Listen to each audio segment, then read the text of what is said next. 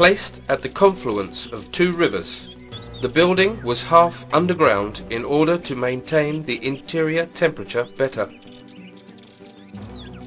By means of a small aqueduct, the water was brought to the baths from a water wheel.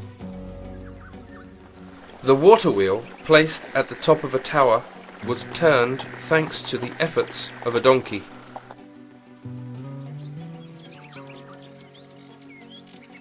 The mechanism of the water wheel passed down through the interior of the tower to a level below that of the river, so that the water would flow into the interior and be collected and raised to the higher platform. The mechanism was simple. The circular movements of the donkey around the water wheel turned another wheel which pulled a belt of ceramic containers called canchilones, which lifted the water to a channel which led the water to the aqueduct.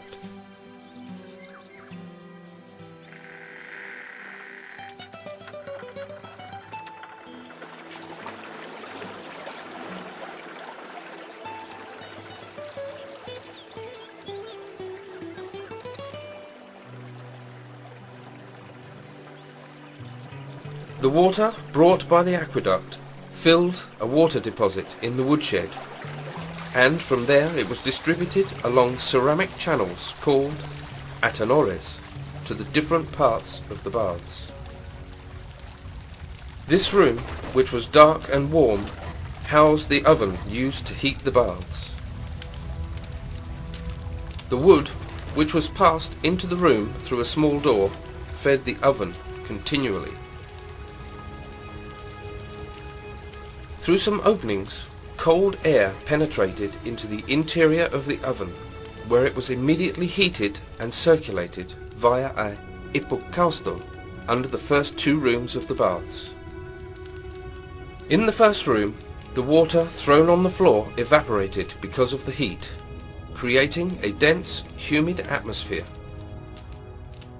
In the next room, called the warm room, the heat diminished but was enough to create an agreeable atmosphere.